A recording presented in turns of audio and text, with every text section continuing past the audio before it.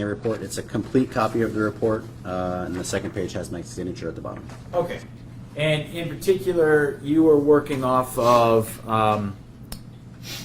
somebody had actually done some swabs for you, and this was the work as a result of that. And That's the correct. swabs were from what? So 2 items were either submitted or they were swabbed in the laboratory. I'd have to look. But they were swabs of they were identified as being swabs of a .22 caliber round.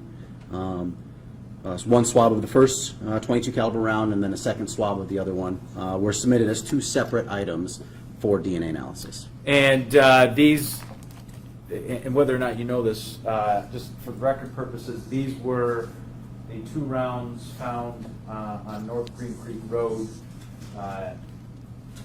after Madison Nygaard was, the car Madison Nygaard, in the area where Madison Nygaard jumped from a car. Okay. Now, your work, excuse me, as it relates to this, were you able to come to any conclusions? Yes. So, excuse me. The 2 items underwent the normal DNA analysis process as 2 separate items, and I received DNA results from each of these items, and they're reported on the bottom of page 1 of my report. Okay. What and what did you? I guess what conclusion did you come to? So the first item was identified as item 1AX in the analysis, and that's that swab of the first .22 caliber round. It did give a partial DNA profile, but it was a partial enough profile. There was not enough information present, and so I deemed it insufficient for comparison purposes. In a sense, it's inconclusive. There's just not enough data present for me to make any comparisons. Okay. And the second item? So the second item, again, looking at the data, it was clear to me that it was a mixture of multiple contributors, and this is a scenario, one of the scenarios where it fits into that idea of a complex mixture. It was not something where I could easily pick a major and a minor, and so at this time frame, in April of 2016, was shortly after we brought our first 2 scientists online with using the StarMix software in our laboratory. Because I was not a part of that first group, a sample such as this, what I would do is I would provide the electronic data to the analyst who actually would then run the comparison, run the analysis, and do comparisons that were applicable. So the conclusion here is just that it's a mixture and that further analysis will be the subject of a separate report. Obviously, going back to some of your initial foundational testimony, again, we're talking about 2 items where not so much quantity, but we're looking for quality. Is that?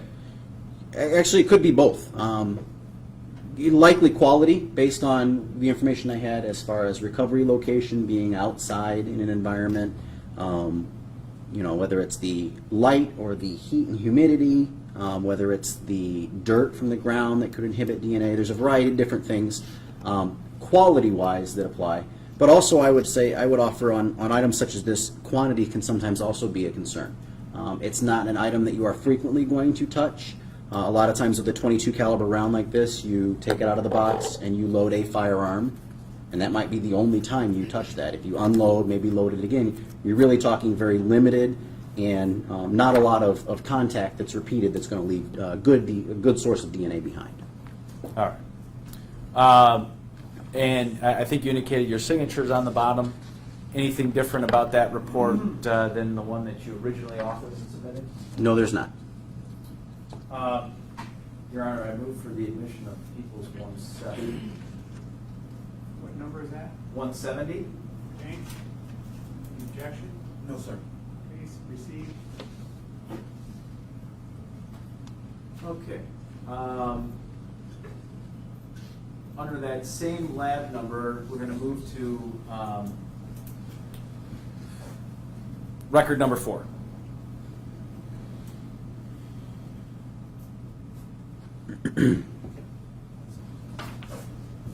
That's marked as People's Exhibit 171.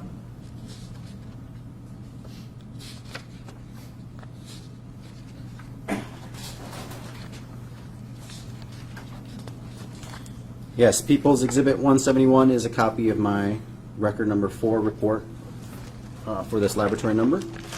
It's a total of 7 pages, and it does look intact. It has my signature on the bottom of the last page. And how would we classify this report? Is it a serology or a DNA report? This would be along the lines of the serology report, which again is that initial screening of the evidence for possible biological value, trying to determine which samples to forward for DNA analysis. This is that initial screening. Okay, so I brought up to the front there, this is People's Exhibit 126. I see you brought your own gloves. I'm going to have you go ahead and, I guess, glove up there, and we're going to go through a couple items here.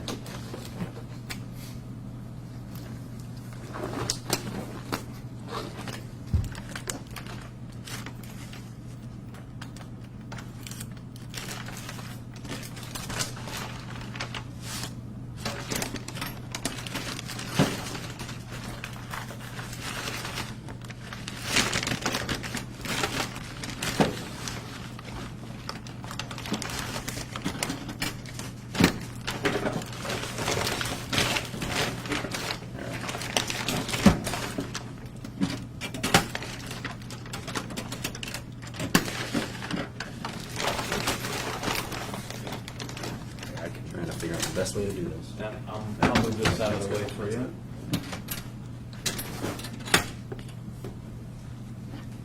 All right. You all set? Yep. If you don't mind, just so that I can kind of work through this report, I'm going to sit because I've got it on my computer screen, so hopefully that doesn't offend anybody. Let's talk about, in that record number, I want to talk about item L6 for a moment. Okay. And item L6 is what? So item L6 was one of the items that was contained originally within the outer toolbox itself. Item L6 is a pair of 2 black Reebok gloves.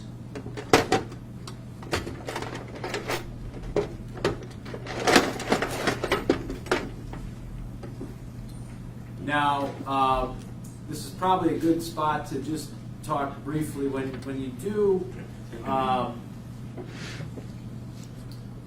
do this serology examination.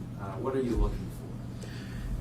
So again, the serology exam is an effort for myself to look at the evidence that's provided and determine potential sources of biological value. Again, the easiest would be a visible stain that's present on an item. So on most of these items, a bright light examination for potential discolorations or stains that could be tested for blood.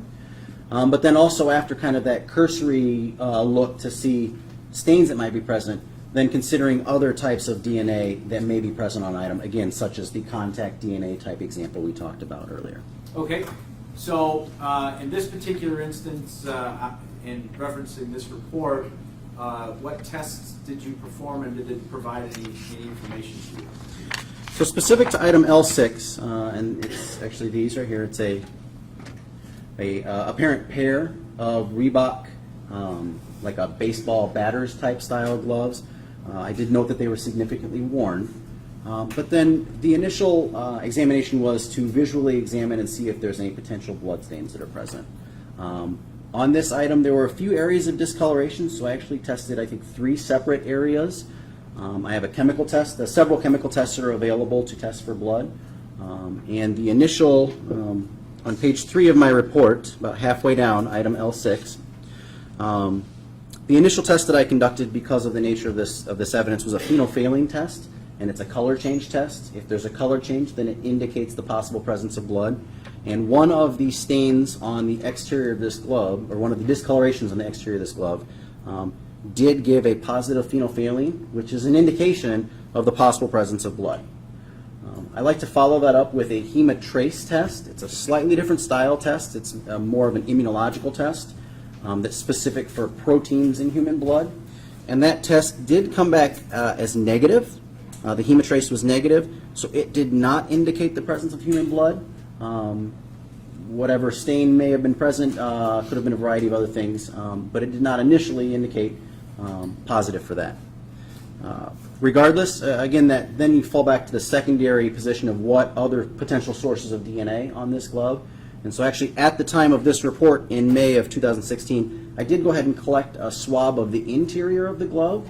And again, that's the idea of trying to pick up DNA from somebody who would have been wearing the glove and depositing their DNA on the inside of the glove. So I did collect a swab at that time. It was just not run for DNA analysis until a later date. So, just so, and I thank you for referencing the date because I forgot to do that. This report indicates you were doing this lab work in May of 2016. That's correct. Okay. Now, going back to your hemotrace test, is that test affected by the quantity of the stain that it's testing? Yeah, that's a very safe assessment. The hemotrace test, as compared to the phenolphthalein or hemostix test I also have available, the hemotrace test is much more specific for human blood, so I do like to do that. However, it takes a little more sample. It's not quite as sensitive as that initial test, the phenolphthalein test. So I might have a very dilute stain that's strong enough to bring a positive result on the initial test, but maybe not enough of the stain is present, or I didn't swab enough for the actual testing itself. So is that a possibility? Yeah, if it's a very dilute stain, then it would not, it might not be enough where it's able to give me the positive hemotrace result. We'll still report it as a negative test. It did not indicate the presence of human blood, but that doesn't mean that maybe down the road we wouldn't run that sample for DNA analysis. And I've had a number of other cases where maybe there's that feeling that it was just not a strong enough sample to give that positive test at this stage. And let's go ahead and forward it for DNA analysis because that's a very sensitive method anyway. Okay. So, and you did indicate that you did swab the interior portion of those gloves at this time. That's correct. In May of 2016, I swabbed the interior portion of the gloves. Now, storing those swabs, and I'm going to move to Gordon because I can't see you. Storing those swabs, how is that done? Yeah, so initially in May of 2016, I knew this entire container of evidence was going to travel to different units in the laboratory. And so I wanted to collect as many samples initially as possible. So a variety of items in here were swabbed, and the process is just using like a cotton Q-tip type swab. We use a sterile cotton swab and sterile water. Swab the stain or the area of interest. That swab is dried, and then the cotton portion I actually will cut off and I'll place into a small DNA extraction tube. That tube goes into an envelope, and then all the samples from a case go into the same envelope. That's what's then forwarded for DNA analysis. That way, when I get up to the DNA laboratory upstairs or a laboratory, I don't have to deal with a large pile of evidence. Everything is in a tube, ready to go. I just have to add chemicals. So at the time, the swab was collected, dried, cut into a tube, and sealed, and it remained sealed until I actually ran that sample for DNA analysis at a later date. All right, let's talk about item L8, which is the mouth ball gag. Can you describe what you did with that, please? Yeah, so item L8, and all of the items in here I've placed a laboratory sticker with my signature, or my initials, and our laboratory information. This item was an apparent ball gag, and initially did the visual examination to determine if there were any blood stains that were present. I did not see any stains, so there was no stains for testing. And then again, knowing that this evidence was going to travel elsewhere in the laboratory, I tried to consider different areas on this that may be potential sources for DNA. So initially I swabbed the actual red ball itself as a sample for DNA. And I also believe at this time frame I swabbed the leather straps that would have contact with the skin of whoever may have this item. All right.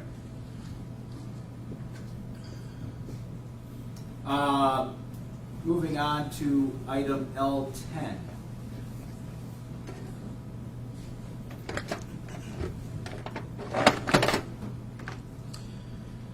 Item L10, again, has the laboratory sticker and my initials, was a purple vibrator dildo that was submitted within the outer container. And did you do any swabbing of that particular item at that time? Yeah, so again, initially did a visual examination to see if any potential bloodstains were present. Did not note any. Based on previous trainings that I've had, I did note that at least some of these surfaces may have the potential for latent print analysis. And we're always worried about trying to preserve evidence for other units in the laboratory. So I actually had a consultation with one of our latent print examiners at the laboratory, and she indicated that the lower portion could be potentially a good source for fingerprints, but that the upper portion was not a good printable type surface. So at this time, in the absence of any visual stains, I swabbed the tip of the dildo vibrator, and same process. Swabbed it, dried it, cut it into a tube, and then sealed that. All right. Item 11, the I guess it's labeled as the silver vibrator. Item 11, again, my laboratory sticker is on here. Was an apparent silver vibrator with the attached battery pack. Initially, there was a stain on the, I believe it was the silver end. There was a possible a discoloration, a possible stain for testing. So my report does reflect that I did some hemostix test on this. Again, that's a chemical test, indicates the possible presence of blood. And in this case, it was negative. It did not indicate the presence of blood. And then, again, thinking ahead towards what are some potential sources of DNA on this item, I did swab the silver portion of the silver vibrator, prepared that sample for DNA analysis. All right.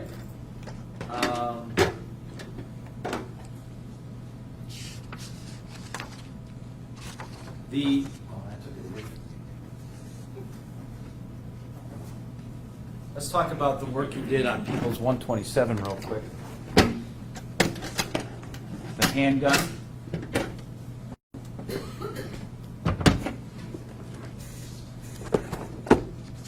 Did you get an opportunity to also work with that as well? So People's Exhibit 127 is a box, again contains some laboratory stickers. Contained within is what we have identified as item L38, and it is a handgun that was recovered as a part of a crime scene investigation. And again, the analysis you went through, observation and swabbing, could you describe it to the jury, please? Yeah, so again, initially, the examination was for the possible presence of blood, so a visual examination was conducted. I did note that there was some small, it had some various debris and dirt, as you would expect might collect on an item, but I did note on the end of the muzzle, my gun terminology is not precise, but on the end of the muzzle, the barrel end, there was some discoloration that was noted, and so I did test that. I used the hemostix test, and it was a positive result, so it did indicate the possible presence of blood along this, the outer end of this, and it was actually when I received it, this gun was still in this format, and I could see the outer, the staining was visible along the exterior here. So I collected a sample for DNA analysis, and on page 6 of my report, L38 indicates the positive hemostix result. I did swab that area. Also at the same time, I swabbed the grip and the trigger, again thinking of what are some possible areas for contact, how would an individual interact with this. So I swabbed both the trigger and the grip areas, and that was a separate DNA sample. And then this gun actually traveled through the other units of the laboratory, went to our latent prints unit and our firearms unit. When it was in the firearms unit, our firearms examiner, as a part of their examination, actually had opportunity to take the gun apart in ways that I don't even understand. He took the top portion, the slide, as I think of it, and actually exposed this inner barrel. And I was able to see there were some additional stains that I did not initially see because they were in a protected area. So I collected a third sample from this, L38, I believe C is the third sample that I collected. And they were, again, some stains that were present on that interior portions of this handgun. Okay. And I'm not going to have you keep repeating the process. We're talking about that process where you swab, dry, tube, and set aside until you can run the analysis. Correct. Okay. Now,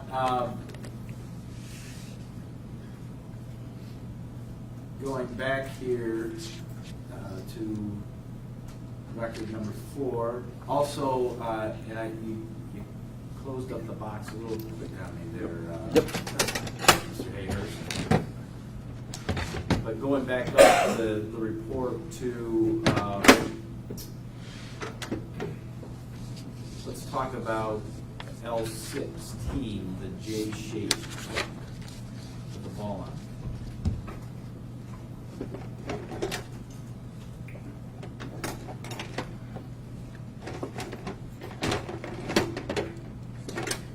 Item L16, my laboratory sticker, is a large J-shaped hook with an eyelet on the end and a ball on the opposite end. And what did you do with that? So initially, again, the visual examination looking for the presence of possible blood stains on this item. There was at least one area that did have some discoloration, so I did follow up with a phenolphthalein test on this, and it was a negative. It did not indicate the possible presence of blood. Once the screening for blood is done, then trying to figure out what areas might an individual have contact with this item. At that time, I did swab the ball end, sterile cotton swab, sterile water, cut it and prepared it for DNA analysis on that ball end. All right. Excuse me. Moving up to L14, the length of chain with attached handcuffs. What did you do with that?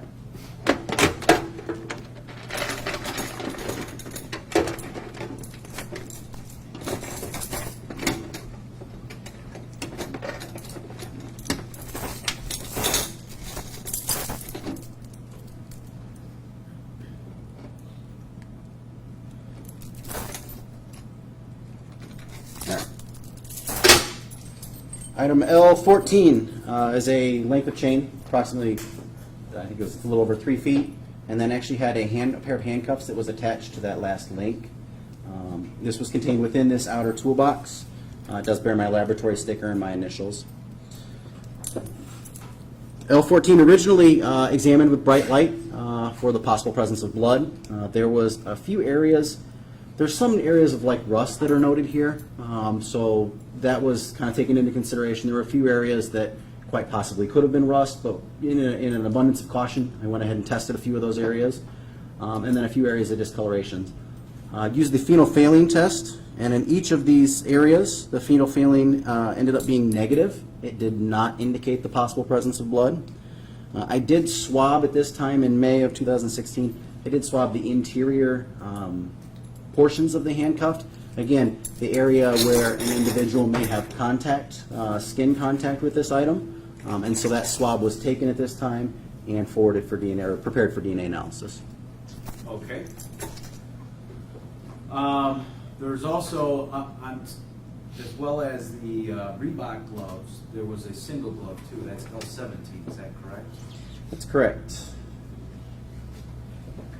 L17 is a single black glove, again, an apparent, like a baseball batter style glove. This was a Mizuno branded glove, and it was a single. It is the right hand. And what did you do with that? Again, initially looking at the surface with bright light, trying to identify any potential stains, any areas of discoloration for testing. There was a small area that did have some discoloration, so I did test it for using the phenolphthalein test, and it was negative. It did not indicate the possible presence of blood. Fall back to that secondary. How else could people potentially have contact with this? And again, at this time, I swabbed the interior of this glove. Again, the palm area where an individual may have had contact with this glove. And in May 16, that is the area that I focused on. And the last item that we're going to talk about in this box is L18, the leather handcuff restraint with connecting metal rod.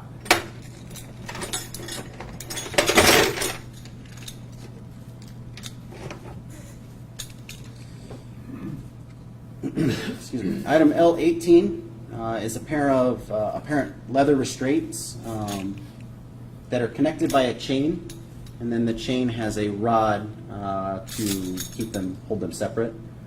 This item was examined Again, examine with bright light for the possible presence of bloodstains. I did note a few areas for testing. However, in each of those areas, the phenolphthalein test that I conducted was negative.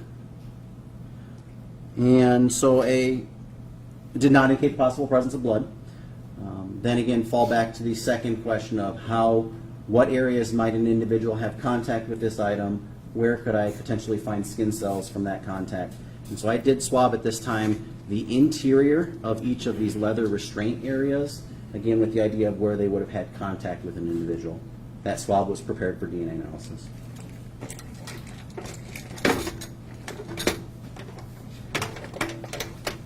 Now, I'm not having you go through everything, but obviously there are some other items that you did similar examinations to, as you've talked about. Is that correct? That's correct. And all that information is contained in that record number 4? Yes, it is. And again, this is all being prepared and done in May of 2016. Yeah, initially the first time I seen this, I examined this toolbox in the laboratory was in May of 2016. Now, you were, and correct me if I'm wrong, but you were part of the mobile crime unit, is that correct? Yes, on this incident, when this was collected several days prior to this, I was actually a part of the crime scene response team that went out and actually recovered this toolbox. I actually recall that I even was the one who used our bolt cutters to snap the lock when I was at the scene. Okay, so you see this toolbox being recovered from the van, the silver van, is that correct? Correct. Obviously, it's packaged up at that location and then forwarded on for you to do your work that you just described. That's correct. Okay. Your Honor, I move for the admission of People's Exhibit 171, record number 4. Objection. And I can't remember, did I move for 170 as well, or no? I think I did. Yes, you did. Okay. 170 is in. Okay. Record 4 is 171. Any objection to 171? No, sir. That'll be received.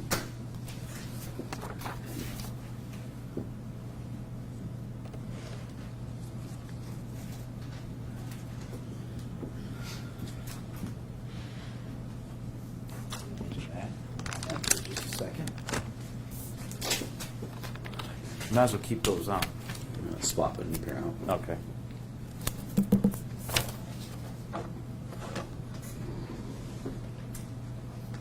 Okay. Do you? Sorry, I'm good. Those are a little smaller than I. That's okay. So I'm handing you what has been marked, or what is, I should say, People's 138, and I believe it's your report associated with that, and that's record, or excuse me, People's 172, which is record number 7 of that same GR16 complaint number. Yes, People's Exhibit 138 is a brown paper bag that bears laboratory stickers, other identifying information, containing several items of evidence that I examined. And 172 is a copy of a laboratory report that I issued in this case. It's a 2-page report. It is complete. My signature is on the bottom of the second page.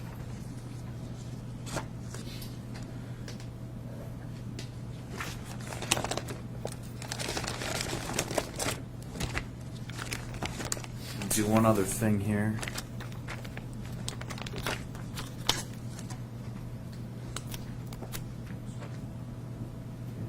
Also handing you what's been marked as People's Exhibit 173. Your Honor, it's my understanding that the defense counsel and I are stipulating that the known samples belonging to the defendant, Jeffrey Willis, come from that buccal swab, and there's no dispute over that. So are we admitting Exhibit 173 then? Yes, sir. Okay. And you've not offered 138 or 172, you've just shown them. Well, 138's already been admitted, Oh, I okay. think. Well, 172. 172 I've shown.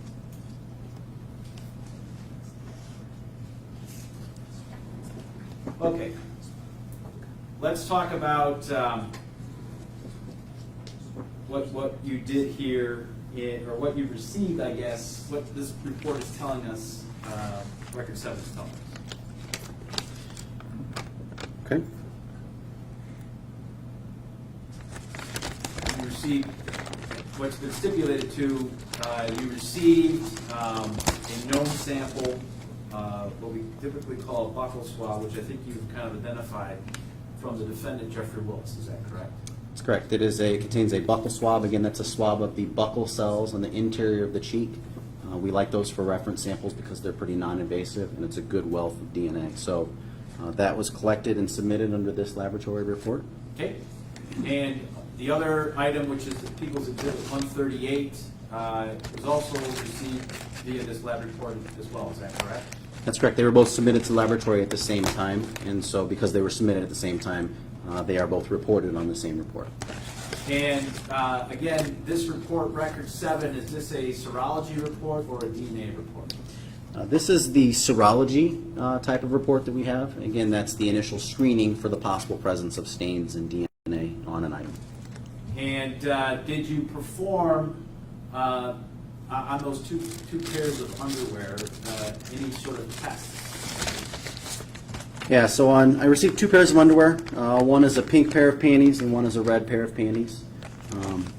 Again, any evidence kind of gets that cursory look or their potential for blood stains that are present. But specifically for an item such as a pair of panties, I did some examinations to look for the possible presence of sperm cells.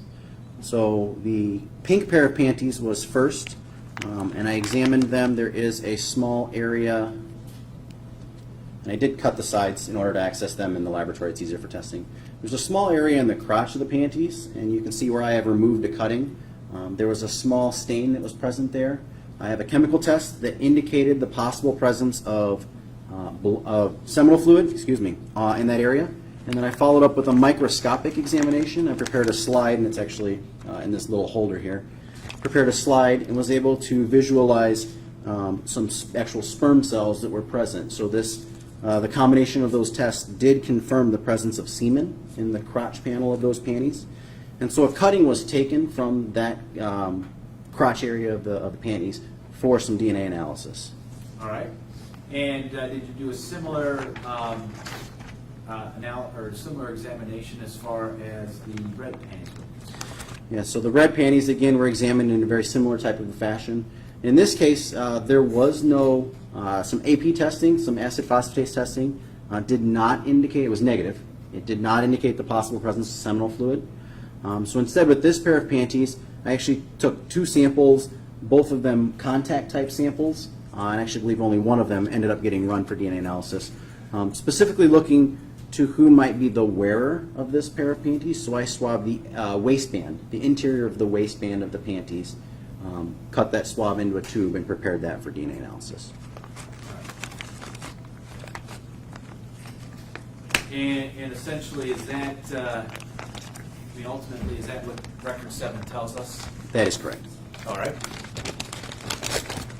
Again, anything different about that particular, what's marked as People's Exhibit 171 than your original report? Or excuse me, 172? 172 does appear as I issued it. All right. All right, move for the admission of People's 172. No objection? 172 is received. Okay.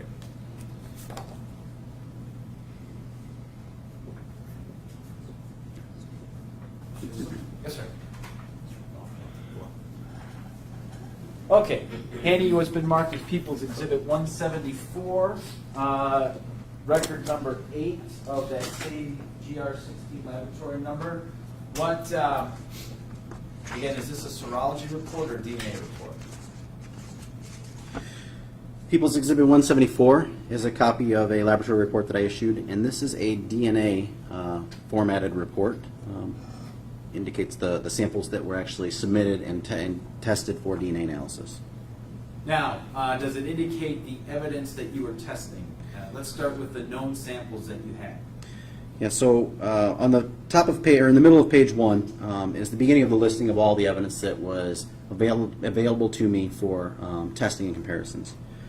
The first 2 items, the alternate reference from Jessica Heeringa and then the DNA profile from Rebecca Bletch. Both of those were, the data for each of those items was actually generated in the laboratory previously as a part of those other associated cases. I was able to use the data from those other cases. I did not have to repeat that analysis because we'd get the same, on a reference sample, you're going to get the same result. So I was able to take that electronic data from each of those cases and have it available for comparisons. Additionally, the first two items that are listed that are new on this report would be that DNA swab, the DNA profile from Jeffrey Willis and the DNA profile from Madison Nygaard. Okay. And as you scroll down the list, it also includes the swabs that were done in that serology report, some of which we went through and some of which we didn't go through, but they are the information or the process, the DNA results are part of this report. Is that correct? That is correct. Okay. So let's, and also maybe can you explain, so you've got this list of the swabs, and then after the last stain and crotch mark, you have kind of a longer list. Can you explain to the jury what that means? Yeah, so again, initially knowing that this evidence was going to travel to the laboratory, I wanted to collect as many samples as I thought may have the potential for going for DNA analysis at some point. And so I actually collected a large number of swabs from this item, from the toolbox, and prepared them for DNA. Only a selected number of those items actually were run for DNA analysis in the first round through. And so that's where the bottom of page 1 and the top of page 2 list the items that I actually did conduct DNA analysis on initially. That middle section on page 2 actually is the list of all of the swabs that were available to me, but based on time and resources and investigative avenues at that point, those samples were not run for DNA analysis at that point. Some of them were actually run at a later date, some of them have never been run and still exist in the swab form in a tube. But that's the sum total of all of the rest of the samples that I had initially collected. So this might be a good point, Mr. Hayhurst, to talk or ask you questions about, I mean, we had some testimony from one of your counterparts who works in the firearms unit that your lab services 17 counties. Our laboratory, that's the actual number of counties I would not remember exactly. Actually, for DNA analysis, the Grand Rapids Laboratory primarily is responsible for servicing all of West Michigan, so say Ludington all the way to the Indiana state line. But then we also actually do DNA analysis for all of northern Michigan, so everybody up to the bridge, and then all of the UP. All of the DNA samples from around the state, the different labs, come to our laboratory from Grayling and Marquette labs and our own. So we actually, for DNA analysis, we cover somewhere, I would guess, 30 to 40 counties, Okay. potentially. And thank you for clarifying that, because I didn't realize that. Yeah, we have a lot.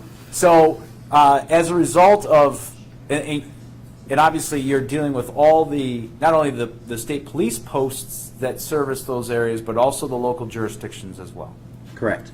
So that's a lot of police agencies. That's correct. Now, as a result, you talked about resources and time, and I'll apologize up front. I can't remember. You talked about the process, but did you talk about the length of time from start to finish? What does that take?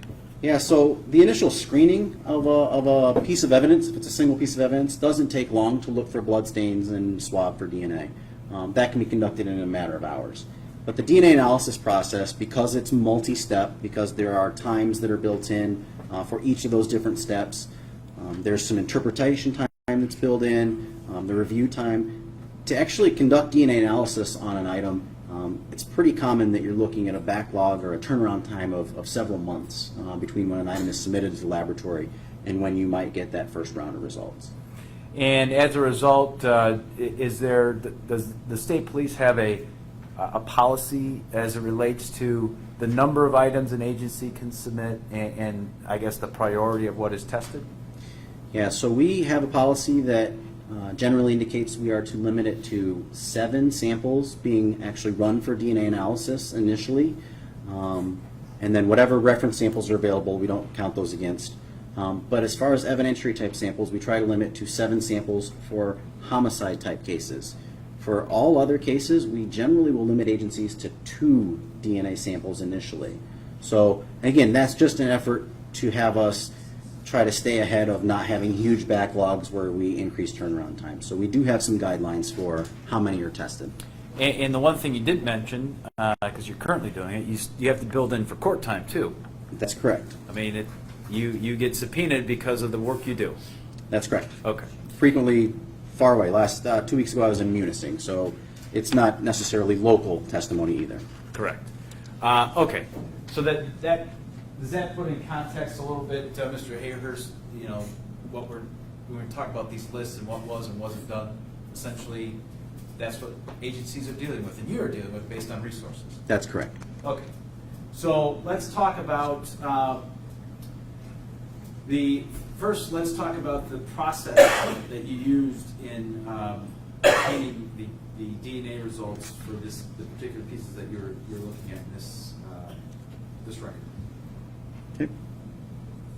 What process were you using? So again, at the time frame in May of 2016, the DNA analysis that we were conducting in the laboratory was specific to a specific chemistry that's known as PowerPlex fusion. There are several commercially available DNA analysis kits that are out there. There's primarily 2 at this time frame. And at the time of this analysis, I was using PowerPlex fusion. There's a note above, on page 2, just above where it says PowerPlex fusion, 2 of the reference samples were actually run in the last generation of that kit, of that technology. It was called PowerPlex 16 Hot Start. So 2 of those references, when the time they were analyzed in the laboratory, we were still on the older kit. That looked at 16 different locations. This next generation kit actually looks at 24 different locations. So it's a more informative, and it's actually quite a bit more sensitive kit.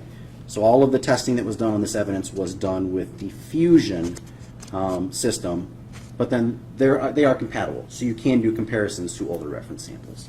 All right. Let's start on page 3 here. And had you run through your results. The first result had to be a swab of the passenger side door lock, which I'm assuming was from the van, the silver minivan that you were there collecting evidence from. That is correct. I collected this when we were on the scene. It was a swab of the door lock of the passenger side of the van, the front seat passenger. DNA results obtained indicate that it was a mixture of multiple contributors. It was a complex mixture, so this was one of the samples that I elected to forward for that StarMix analysis, the computer modeling that was done. Okay. Obviously, those results are not contained. In fact, I think you referenced the record where those are located. That's correct. They were conducted at a later time by another analyst. All right. Let's look at your analysis of the swab of the red ball on the ball gag. What were you able to determine? So the DNA profile from the swab, the red ball and the ball gag, was a partial DNA profile. It was a single source profile. It's from a single individual. It's not a mixture. And it was from a male contributor. That partial DNA profile matched the DNA profile that was obtained from Jeffrey Willis. The 2 profiles were correspondent. Again, anytime there is an inclusionary type statement like that, we provide a statistic. And so this will be statistic number 1. Let me get there. Yep. All right. Statistic number 1 is on page 6. And again, this is the probability of selecting another individual random who also matches that partial DNA profile. It'll be 1 in 50.48 sextillion in a Caucasian population, 1 in 7.886 septillion in an African American population, and 1 in 1.036 septillion in a Hispanic population. Okay. And then the other conclusions, let me get back to that you were able to make as far as the other reference samples that you had were what? Yeah, so part of our policy is that we have to compare all of the references to an item of evidence, even if we have already established some kind of an association. So in this case, Madison Nygaard, the alternate reference from Jessica Heeringa, and Rebecca Bletch are all excluded as being possible donors to that red ball on the ball gag. All right. The next item was the swab of the end of the dildo vibrator. I'm assuming that's the purple one, if we're referencing between the two? That's correct. It was the tip of that purple and blue dildo vibrator. And what did you find there? Again, that was it did indicate the presence of a mixture of multiple contributors. Because of the nature of the mixture, I elected to forward that sample for comparisons using the StarMix analysis. So that was provided, that data was provided to another analyst. All right. The silver end of this would be the second vibrator. What were you able to determine there? That's correct. The silver swab of the silver end of the vibrator did give a partial DNA profile, so I didn't have data at all the locations. But the DNA types were consistent with being a mixture of two individuals, so there was a mixture. But this is an instance where one of the donors was present in a more excessive amount, so we have a major donor. And at this time, that was identified as being a major unknown contributor. The major donor is from an unknown donor, so I called it unknown donor number 1. And then likewise, as it is unidentified, Jeffrey Willis, Madison Nygaard, and Jessica Heeringa and Rebecca Bletch are all excluded as being possible as that major donor from the swab of the tip of the vibrator. All right. In the minor donor analysis? So the minor donor was at a level that was low enough. It was not a lot of data from that secondary donor. I could tell there's a second donor there, but it was a low enough level that it was deemed insufficient for conclusive association purposes. Just can't make any comparisons. So the quality of the DNA wasn't sufficient for you to make any kind of analysis or match, if you will? Either the quality or potentially even the quantity. There's not, comparatively speaking, as much DNA from that second donor, so I'm not able to make a comparison. All right. Next, your analysis of the interior of those leather restraints. And I believe that was the one where it had the steel bar in between. That's correct. The leather restraints with the steel bar, the chain. All right. What did you find there? That was item L18, and the swab is L18AX. That DNA did result in data that was consistent with being a mixture of two individuals. Again, this was an instance where there is a more major contributor, and it was a male, the major male contributor, and then there's a minor contributor. The minor is low enough that it's insufficient for comparisons. That major donor, though, was compared to the available reference samples. And the DNA profile from Jeffrey Willis matches the major donor from the swab of the interior of that leather restraints. Again, because there's that association, there's a statistic, number 2, on page 6. Probability of finding another person in the population at random who also has that DNA profile would be 1 in 1.796 septillion in a Caucasian population, 1 in 1.220 octillion in an African American population, and 1 in 220.1 septillion in a Hispanic population. Again, the other reference samples that were submitted were also compared against that major donor. Madison Nygaard, Jessica Heeringa, and Rebecca Bletch are all excluded as being the major donor from that swab of the interior of the leather restraints. Okay. Next was your analysis of the swab of the stain on the muzzle end. So I know you described finding two stains, one on that muzzle end and the other on the interior. This is the one that was exposed, I guess. Is that a good way to describe it? Yeah, that's fair enough. L38AX was the swab of the stain that was on the end, that portion that was visible to me initially before the gun was disassembled. Okay, and what did you discover? Partial DNA profile, partial DNA types, so it was not a complete profile. However, it was consistent with being a mixture of two donors. There was a major male contributor. That major male donor was compared, and the major DNA profile from Jeffrey Willis matches the major donor from the swab on the stain of the muzzle end of the .22 handgun. There's the association, so the statistic is provided. It's number 3 on page 6.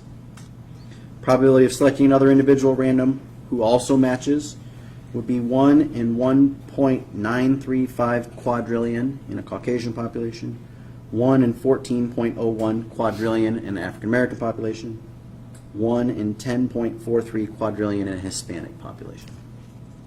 Right. And it appears as though you also ran the swab of that handgun, the interior swab that you had described underneath or hidden, I guess, by the handgun slide. That's correct. That was identified as being item L38CX. And that was the one that was on the interior surface. And what were you able to determine there? Excuse me. Again, DNA types are consistent with being a mixture of at least two individuals. This was another instance where there is a more major contributor and a minor contributor. Jeffrey Willis, the DNA profile from Jeffrey Willis matches the major donor that was obtained from the swab of that interior end surface. There's a statistic that's associated. This one's number 4. Probability of selecting another individual from population who also would match that would be 1 in 192.4 septillion in a Caucasian population, 1 in 282.4 octillion in an African American population, and 1 in 15.68 octillion in a Hispanic population. Now, you also, per your policy, ran it against the other knowns you had, is that correct? That's correct. Each of the other knowns that were available at this time are all excluded as being the major donor. Now, and again, in this particular instance, there was a minor donor discovered, and what was the conclusion of that? Again, on this instance, the minor donor, the DNA types from minor donor are low enough. They are insufficient that I can do any kind of a meaningful comparison. So it's insufficient for conclusive association purposes, and in a sense, it's inconclusive for that minor donor. All right. Now, there's also, the next one is the swab of the van cargo floor. I'm assuming you performed that swab as well, since you were again at the garage, I guess, where the van was held. Is that correct? That is correct. Okay. And that particular analysis did what? Or came to what? The DNA analysis from that swab of the van area, the cargo area of the van floor, did give results that indicated the presence of a mixture of multiple contributors. And again, this was an instance where I forwarded that data for StarMix analysis and comparisons. Okay. We move now to, it looks like the swab that you did of the interior of the red panties. Yes, item 4E1X was again that swab of the waistband area of the red panties. And what, if anything, were you able to conclude from that analysis? So DNA types that I obtained, the data that I obtained from that item, are consistent with a mixture of at least two individuals. I could tell based on the data that at least one of those individuals was a male contributor, and there was one unknown contributor, so an unknown donor on that sample. The reference samples that I had available at this time, I compared, and Jeffrey Willis, the DNA profile from Jeffrey Willis is actually included as being a possible contributor to that mixture of DNA types from the swab of the waistband of the red panties. Because there's an inclusionary type statement, there is a statistic. This is number 5. And again, this is a little, it's on the top of page 7. This is a little different statistic than the random match. The random match is a determination of how rare that specific single profile is. Statistic number 5 here is what we call a reciprocal CPI. It's the combined probability of inclusion. Basically, you take all of the DNA types that are obtained in a mixture, and you can consider any number of pairings, and you determine how many other individuals from the population might also be included in this mixture of DNA types based on whatever pairings are possible. So it's actually not quite as informative of a statistic. It's maybe asking a slightly different question. But what it does is it gives a measure of how many other people could also be included in here. And it would indicate that in a Caucasian population, you might expect that you find another individual who's included in 1 in 930,200 individuals, 1 in 18,450,000 in an African American population, and 1 in 2,517,000 in a Hispanic population. So the numbers are lower, but we're asking a slightly different question as far as who else might have contributed based on the data that's obtained for that sample. All right. And finally,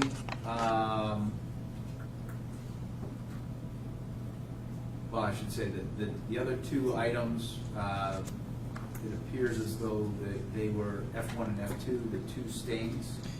Yeah, so For the stain, that seminal fluid stain in the pink panties that was identified sperm cells, we have a slightly modified technique in the laboratory that we will use for seminal fluid stains. And what it is, it's a physical separation. Before I do any of the other DNA analysis process, we have some chemical physical separations where we attempt to separate any of the sperm cells from all of the other cells that might be present in a sample. That sperm cells is that F2 fraction, and then everything else is the F1 fraction.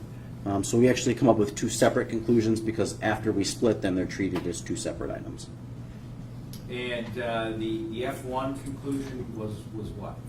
So the DNA profile obtained from that fraction 1 of the stain from the pink panties crotch was consistent with being a single source profile. It was from a female contributor, and at this point that's deemed unknown donor number 2. Jeffrey Willis, Madison Nygaard, Jessica Heeringa, and Rebecca Bletch are all excluded as being possible contributors to that stain. Okay, and I'm assuming then that analysis was saved for potential, I guess, comparison to any other known samples.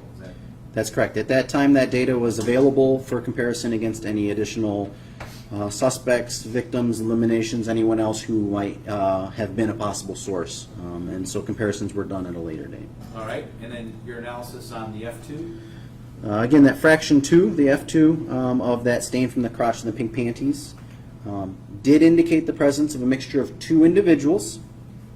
At least one of them was a male contributor, and at least one of them was an unknown donor. And it's significant to see here that I have unknown donor number 2.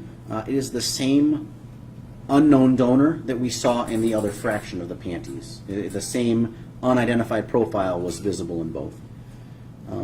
In this case, they were compared against the knowns. Jeffrey Willis is included as a possible contributor to that mixture of DNA types from that sperm fraction of the panties. There's a statistic number 6. Again, it's that mixture statistic, so it's that idea of all of the possible combinations and pairings and who else could potentially be included. And you would expect that maybe you would see that in 1 in 222.2 thousand individuals in a Caucasian population, 1 in 102.8 thousand in an African American population, and 1 in 317.7 thousand in a Hispanic population.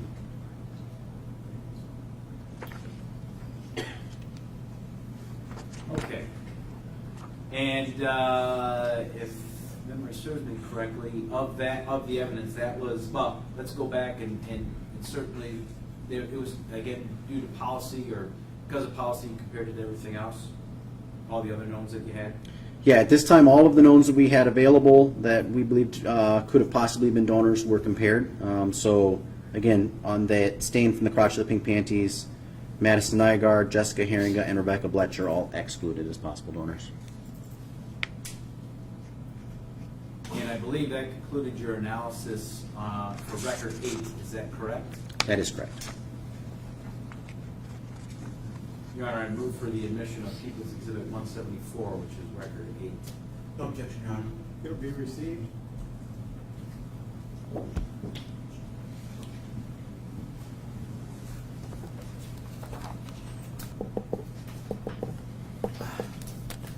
you, Mr. Hills. Thank you. Okay. Handy has been marked as People's Exhibit 175H. Give me 1 second while I put that up on the screen here. That's record number 17, is that correct? That is correct. People's Exhibit 175H is a copy of record number 17 in this case that was produced by the laboratory. This is a report that I produced, and it is 3 pages. It is intact and complete. My signature is on the bottom. Now, this is a serology report, is that correct? That is correct. And in particular, what new did you receive, and what did you do in this, or what, I guess, the better way to ask the question is, what's this report telling us? So after the initial round of DNA results were conducted, reviewed, released to the agency, an evaluation of all of the evidence in the case was underwent, and they determined they had some additional requests for DNA analysis. So I requested that they resubmit the toolbox, item 5, containing all of the items within, because I needed to do some additional work and swabbings for some of the specific items within the toolbox. And then also, they resubmitted 2 separate containers. The first container, number 16, was a container that had a pair of black Adidas gloves. And then finally, another container that had an additional reference sample that had become available for comparison. So 3 separate containers were submitted to the laboratory. Not all of the items got the full examinations again, had very targeted and specific requests out of what we wanted to see from here. But again, trying to get more samples to forward for DNA analysis. And one of those samples was L6, that pair of black Reebok gloves, is that correct? That is correct. And I think in your initial analysis or initial work, you had indicated you had swabbed the interior of the gloves. That is correct. In this particular report, what did you do with those gloves? So this is, again, after the second time it was submitted to the laboratory. The specific request was for me to swab the exterior of the gloves. You know, commonly we want to see who's wearing them, but one of the questions arose would be who would have had contact with the gloves on the exterior surfaces. So item L6 was specifically focused on, and the request was made to swab the exterior of the gloves. Specifically, I swabbed the palm area and then the finger areas, because those would be the areas that you would have contact with another individual or another item, another potential source of DNA. And is that true also for the single Mizuno glove, that L17? That is correct. Very similar type of request. Initially, I'd swab the interior. This time around, they requested that I swab the exterior of that glove. As well as I think you indicated you had received one of the newer pieces of evidence you received was a item L37, which was a pair, I should say, of black Adidas gloves. That's correct. Item L37 was initially in another container, and on this item, I specifically was requested to swab the exterior of that apparent pair of Adidas gloves. And I don't know, Mr. Hayhurst, if you recall, but was that pair of gloves also part of what was found in the van that you were searching on that particular day in May? Yes, that's correct. The pair of Adidas gloves was actually not contained within the toolbox. It was contained within a smaller lockbox that was recovered under the front seat of the minivan when we did our initial crime scene response search. The smaller lockbox contained a variety of different items, but the Adidas gloves were within that container. Is that the same lockbox that contained the Walther P22 handgun? That is correct. All right. And then you had a known sample from a woman named Michelle Snatella. That is correct. Okay.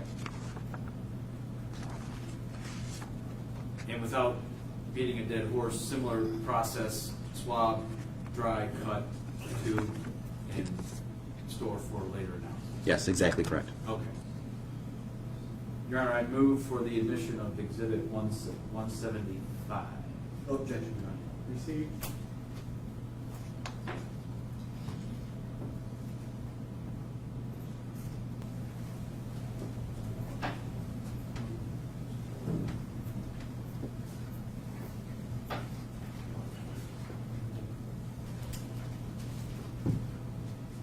Thank you, Mr. Hilson. Yes, sir. Okay. Handing you what's been marked as People's Exhibit 176. What type of report is this?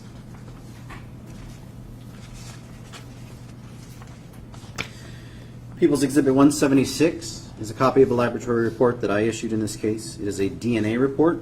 It's identified as record number 18 in the upper right-hand corner. And again, this is a DNA report for one of the subsequent rounds of DNA that I conducted in this case. All right. So we have added, on top of Ms. Schnatella, we've added a couple other known samples. Is that correct? Yes, we have. And that of the new ones, one being Kevin Bloom, right? That's correct. And Charlene Ann Willis. That is correct. Okay. Additionally, if I can note real quick. Yes. The first two that are listed, the alternate reference from Jessica Heeringa and the reference sample from Rebecca Bletch. Specific to the time frame on this, those are now DNA profiles based on other examinations and the other cases and the other records. Those are profiles that we had called back to laboratory, and we actually have run these profiles, and I have the more complete and updated, in each of those instances, the full PowerPlex fusion data at this point in the report. So that's the more complete profile. It's not the older, more partial profile as a reference. So this is actually a more complete version for each of those reference samples too. Okay. And again, this lists the swabs that you analyzed, is that correct? That is correct. Going back again to the interior door handle, the leather straps of the ball gag, correct? That's correct.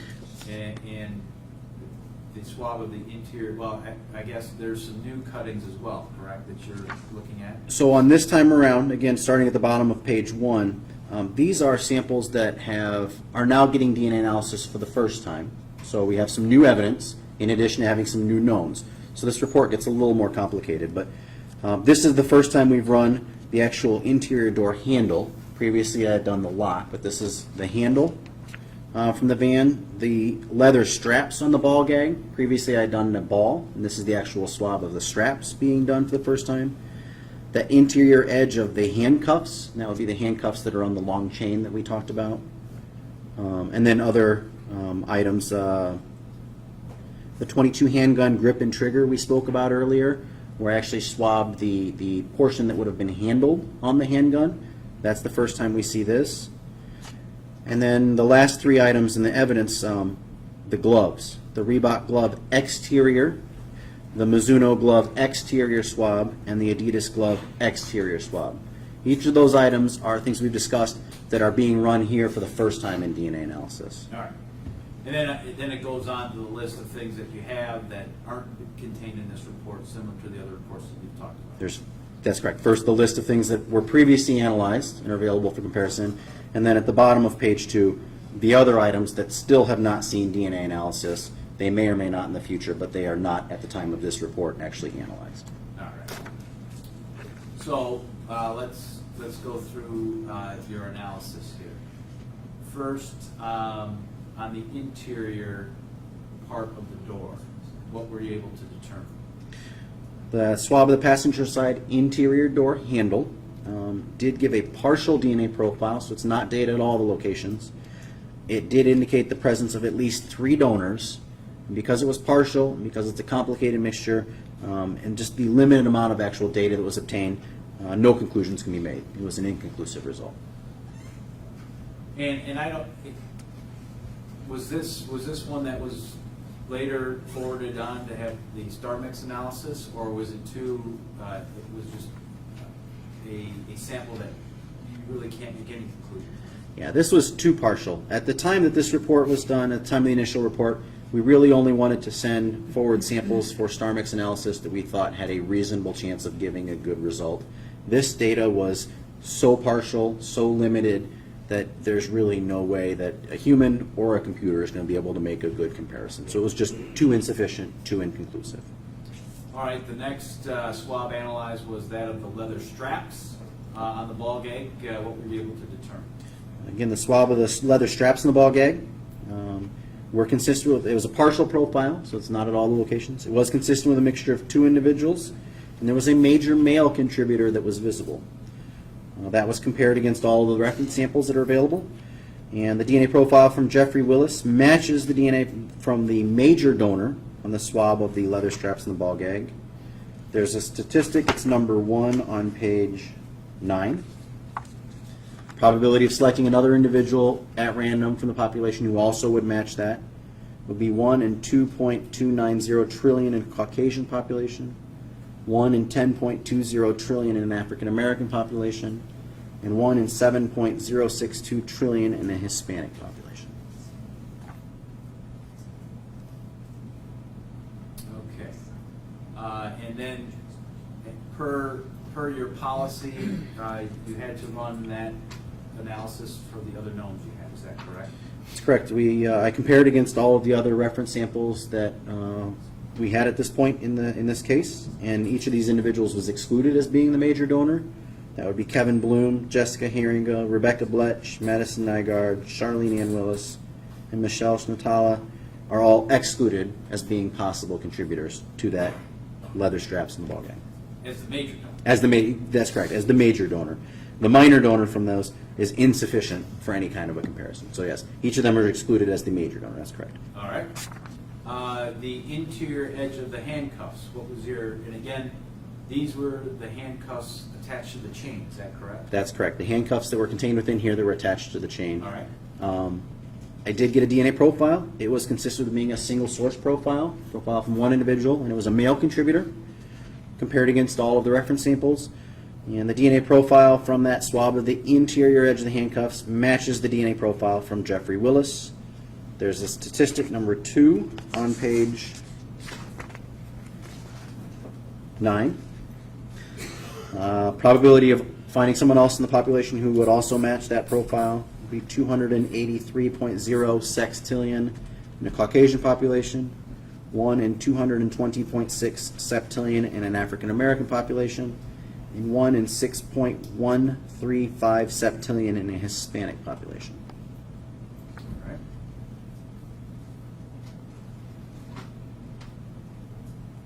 All right. And then, again, running against the other knowns you had. That's correct. The swab of the interior edge of the handcuffs, that single source profile was compared against all of the other reference samples, and each of those individuals was excluded as being a possible donor to the DNA from the interior edge of the handcuffs. All right. Next was a swab of a syringe needle. Swab of the syringe needle did give a partial DNA profile. It was from a single source individual, one individual, and it was a male profile. The partial DNA profile from the swab of the loaded syringe needle is actually from an unknown donor, and so I've termed it unknown male donor number 1. At this time, did not know who that is. It is suitable for comparison purposes, so it does have some information that could be usable. And then each of the individuals that I had at this point is excluded as possible donors to that partial DNA profile. Okay. Next item is the swab of the handgun grip and trigger. What did you find out there? So the DNA profile obtained from the swab of the .22 handgun grip trigger is consistent with being a single source profile. It is a male profile. The DNA profile matches the DNA profile from Jeffrey Willis. And statistic number 3 on page 9, probability of selecting another individual from the general population who also would match that grip trigger of the handgun would be 1 in 6.124 septillion in a Caucasian population, 1 in 6.369 octillion in an African American population, and 1 in 252.5 septillion in a Hispanic population. And again, against the other knowns. That's correct. All of the other reference samples that were submitted at this point were all excluded as possible donors to that grip and trigger of the .22. Okay. The swab of a knife blade. What, if anything, could you find out from that? So there was a knife that was submitted. I obtained a partial DNA profile. It was a mixture of 2 donors. And because it was such a low amount, it was limited data, no conclusions can be made. And again, it's of such insufficient quality that it couldn't even go on to any further statistical analysis with the new system. Is that correct? That's correct. Insufficient quality or potentially quantity, either of those, but there was not enough data that was present for any type of a comparison. All right. Let's talk about the swab of the Reebok glove, the exterior. What were you able to find there? Yeah, so again, the Reebok glove exterior was swabbed and run for DNA analysis. The data did indicate that it was a mixture of more than one contributor. It was a mixture of multiple contributors. And because it was a complex mixture, that data was actually forwarded to another scientist so that she could run the StarMix analysis on that to do comparisons. All right. The swab of the exterior of the Mizuno glove. What were you able to determine? The swab of the exterior of the Mizuno glove was consistent with being a mixture of 3 individuals. However, this is an instance where one of those individuals was a major contributor, so DNA present in a higher quantity. That major DNA profile matches the DNA profile from Jeffrey Willis. Statistic number 4 on page 9. Be 1 in 473.7 sextillion in a Caucasian population, 1 in 343.9 septillion in an African American population, and 1 in 13.53 septillion in a Hispanic population.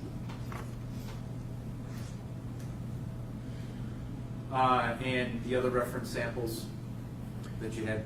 Each of the other reference samples that was available at this time were excluded as being that possible major donor. And then specifically of note, the other 2 donors, those minor donors, are low enough on that sample that no type of a meaningful comparison can be made. They're insufficient for conclusive association purposes. All right. The swab of the exterior of the Adidas gloves. DNA types were obtained from the swab of the exterior of those Adidas gloves. It was consistent with being a mixture of 2 donors. It did have a major male contributor. A major DNA profile was compared and matches the DNA profile from Jeffrey Willis. Statistic number 5 on page 9. Probability of selecting another individual from the population who also would match that would be 1 in 783.1 septillion in a Caucasian population, 1 in 2.932 non-alien in an African American population, and 1 in 52.66 octillion in a Hispanic population. All right. And again, run against the other knowns. Yes, all of the other reference samples that were available at this time were excluded as being that major donor from the swab of the exterior of the Adidas gloves. And then again, the minor donor that's present on those gloves is at a level that's low enough that it's insufficient for any comparison purposes. Okay. Now, it appears as though the other parts of this report, if I'm looking at this right, were resubmitted. In other words, the ones that we had looked at in record 8, starting at this next one, are being, I guess, well, let me ask you this, why are you reevaluating these things that you've already evaluated? Yeah, so again, our policy requires that all reference samples be compared to all evidence samples. So the subsequent items in this report are evidence that was run previously, comparisons were made previously, but no comparisons were made to the newer reference samples that were available. So kind of as a matter of housekeeping, from this point out, the items are all of the data from previously getting compared against the new reference samples from Kevin Bloom, Jessica, the updated profile from Jessica Heeringa, the updated profile from Rebecca Bletch, the new profile from Charlene Willis, and the new profile from Michelle Santana. Okay. So were any of those new reference samples found on the swab of the passenger side manual door lock? So previously that sample was forwarded for evaluation using StarMix, and similarly in this fashion, the same analysis is going to apply. That data is still being evaluated using StarMix, but I now made available to that other scientist these 4 new profiles, and she will actually report that out in record number 15. Okay. I don't necessarily need you to go back over the comparison to the defendant in this case, but when you ran the swab of the red ball gag on the new knowns, anything else pop out? Yeah, so looking at the red ball gag, we had a major profile. Kevin Bloom is excluded as being a major donor. Jessica Heeringa is excluded. Rebecca Bletch is excluded. And Madison Nygaard, Charlene Willis, and Michelle Shantala are all excluded as being that major donor on the ball gag. All right. Again, the purple dildo. Yeah, same result. That was previously forwarded for StarMix analysis. So there will be some additional reports. Specifically, the initial one was in 15. Record number 19 will be the new report of those new reference samples compared against that StarMix analysis. All right. The swab of the silver end of the vibrator. Yeah, so this is one where we actually get a new association. Remember this, the swab of the silver end of the vibrator were consistent, the DNA, partial DNA types were consistent with a mixture of 2 individuals. There was at least 1 male contributor. A major donor profile was able to be determined originally when I looked at it. It was unknown at that time. Now I can say that Charlene Willis matches the major donor on that swab of the silver end of the vibrator, because there's an association, there's a statistic, number 7 on page 10. Probability of finding another individual who would match that major DNA profile would be 1 in 9,200,000 in a Caucasian population, 1 in 79,240,000 in an African American population, and 1 in 13,410,000 in a Hispanic population. Excuse me. Okay. And then obviously run against the new gnomes. Any of those become part of that mixture or a contributor? Yeah, so again, looking at that major donor from the swab of the silver end of the vibrator, everyone else is excluded. Jeffrey Willis is excluded, Kevin Bloom, Jessica Heeringa, Rebecca Bletch, Madison Nygaard, and Michelle Santala are all excluded as being that major donor. Your reevaluation of the interior of the leather restraints, any of the new gnomes become any part of the major donor or minor donor of that analysis? No, all of the new reference samples are excluded as the major donor. Similarly, the stain on the muzzle end of the 22, any of the new reference samples that you were given part of that mixture as well. That's correct. All of those individuals are excluded as the major donor on that stain on the muzzle end of the 22. All right. Again, similarly, your work on the interior underneath the slide, any of the new reference samples part of that profile? Each of those new reference samples is excluded as the major donor from that stain on the interior of the slide of the 22 handgun. Okay, the swab of the van cargo floor, again, were you able to do anything with that? So the swab of the van cargo area floor previously was forwarded for StarMix analysis, and that's referenced in record number 15. This is an instance where in this section I can actually, even without the StarMix analysis, say that Kevin Bloom, Jessica Heeringa, Rebecca Bletch, Charlene Willis, and Michelle Santala are all excluded as possible contributors. It was blatantly obvious from the mixture, given the DNA types that were present, that they were all going to be excluded. So they weren't even compared through that StarMix. All right. Then we go back to the swab of the waistband of the red panties. What, if anything, were you able to determine? Yeah, so this is one where previously we had done comparison with Jeffrey Willis, but now having new references available, I'm able to say that, again, that swab of the waistband of the red panties was a mixture of at least 2 individuals. At least one of those individuals is male, but it's not a scenario where we have a major and a minor. There's just a mixture of DNA types. And I could say that both Jeffrey Willis and Michelle Santala are included as being possible contributors to that mixture of DNA types. Now again, because it's that mixture, the statistic, number 12 on page 11, that statistic is that mixture statistic. So again, it's considering all the different possible pairings and who else in the world could also be included based on all of that data. Be 1 in 930.2 thousand in a Caucasian population, 1 in 18.45 million in an African American population, and 1 in 2.517 million in a Hispanic population. So it would seem that those profiles are rare. However, each of those individuals is included in that mixture of DNA types. All of the other reference samples that were provided are excluded as being possible contributors to that DNA sample.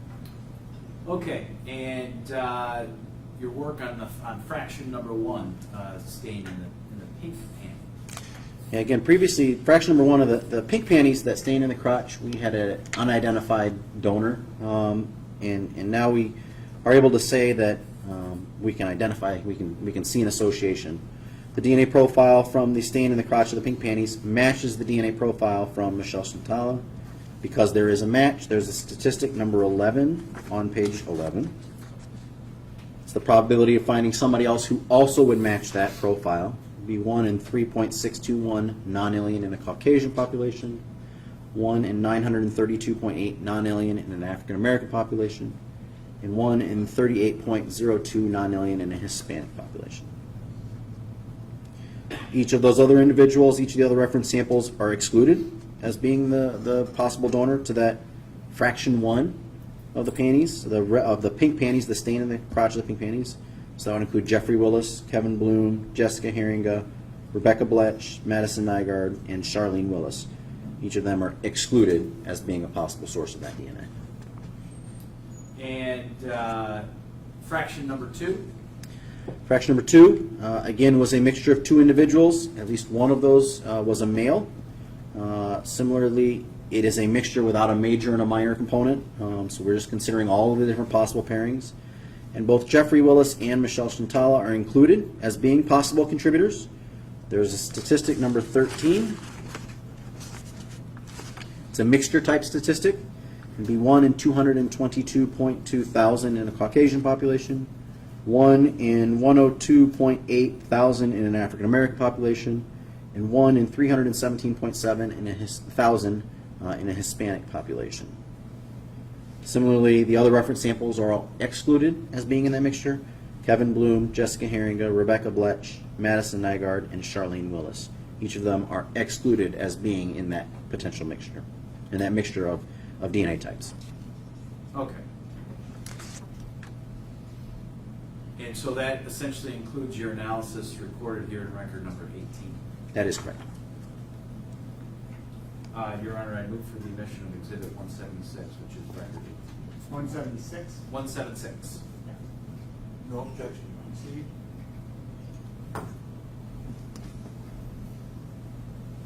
You want to take a break, or you want me to continue? Okay.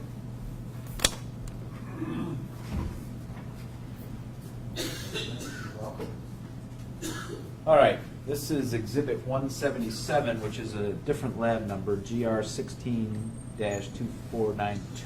record 22.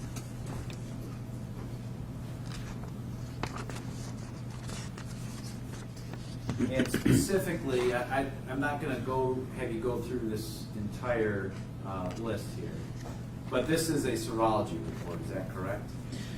That is correct. People's Exhibit 177 is a copy of my record number 22. On this case, it is a serology formatted report, a serology type of report for screening for potential biological sources. Okay. In particular, I'm interested in container number 33, container number 34.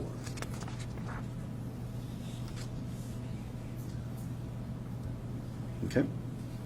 Container number 33, I believe, was contents of what was in container number 34.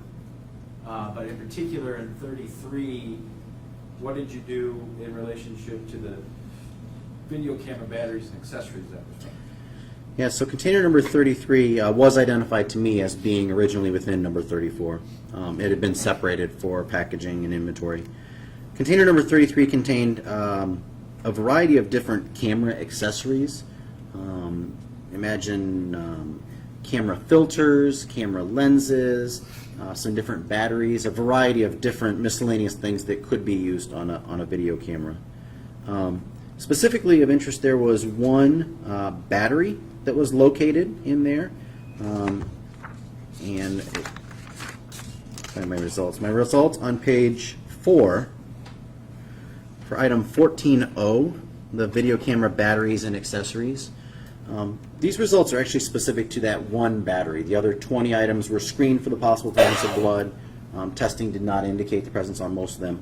However, the battery itself did have a hemostix positive result and a phenolphthalein positive result. Again, both of those are chemical tests. A color change indicates the possible presence of blood.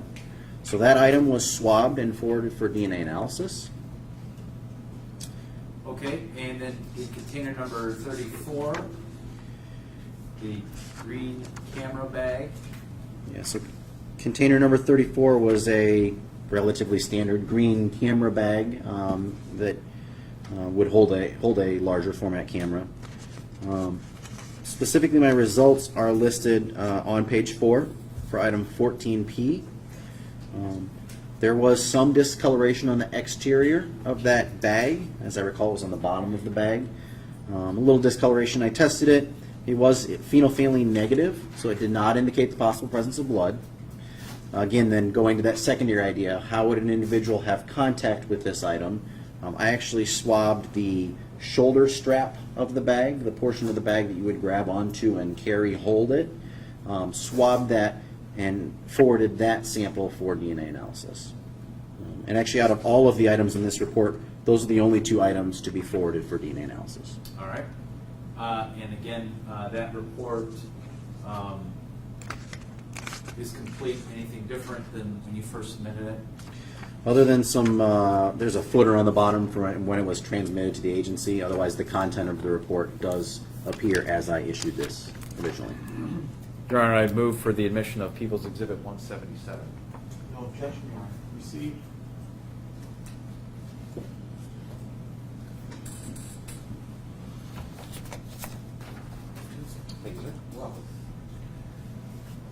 All right.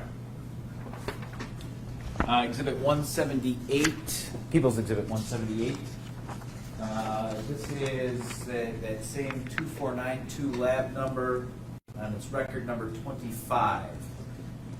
Is this a serology or DNA report that we're looking at? People's Exhibit number 178 is a copy of my DNA report. It's record number 25, and it is a complete copy, has my signature on the bottom of page 3. And does that indicate the DNA analysis you did on the 2 swabs you just previously testified, the one on the camera battery and then the camera bag? That is correct. Okay. And obviously, it contains all the known samples you had to run against that. That is also correct. What were you able to determine on the camera battery? So the stain on the camera battery, the resulting DNA, did indicate that it was a partial DNA profile, and it's consistent with a single male contributor. It was a single source profile. That partial DNA profile was compared against all of the reference samples that I had at this point. That partial DNA profile matches the DNA profile from Jeffrey Willis. Again, because there's a match, there's a statistic. It's number 1 on the next page. Probability of selecting someone else who would also match that stain from the camera battery is 1 in 13.12 billion in a Caucasian population, 1 in 11.81 billion in an African American population, and 1 in 35.01 billion in a Hispanic population. All right. And as it relates to the other knowns that you had? Yes, each of the other known profiles, reference samples, was excluded as being possible donors. That would be Jessica Heeringa, Rebecca Bletch, Madison Nygaard, Kevin Bloom, Michelle Santala, and Charlene Willis. Each of them are excluded as being a possible donor. Finally, the swab of the camera bag, what were you able to determine off of that? The data from the swab of the camera bag did indicate that it was a mixture of 2 individuals. There's a major male contributor, and then there's a minor donor, but the minor donor is going to be insufficient for any kind of a comparison. The major donor profile matches the DNA profile from Jeffrey Willis. The statistic is number 2 on the following page. And the probability of finding somebody else who would also match that swab of the camera bag would be 1 in 4.737 quintillion in a Caucasian population, 1 in 236.6 quintillion in an African American population, and 1 in 81.30 quintillion in a Hispanic population. The other knowns? Each of the other known reference samples are excluded as being the major donor from that swab of the camera bag. And then the information you retained from the minor donor, did you glean anything from that? Again, the data from that minor donor is insufficient. It's low enough as far as quality or quantity, so it's insufficient for any kind of a conclusive association.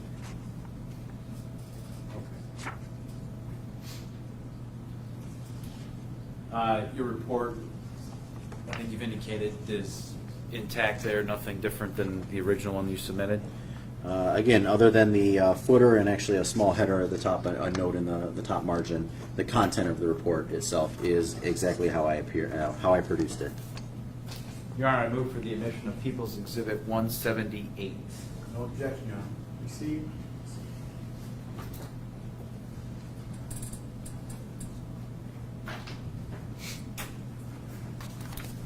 Okay. Now, this you were after the first trial, you were asked to do some additional work. Is that correct? That is correct. Okay. And that's what we're going to get into right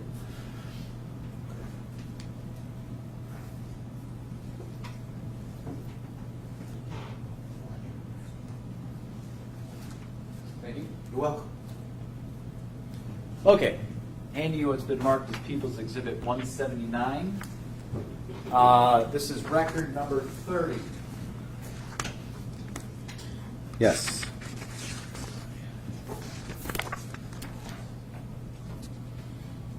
Now, you had talked initially about taking some swabs way back in May of Before we get into this, the jurors want to bring it. Okay. So let's take our 10 minutes break. We went flying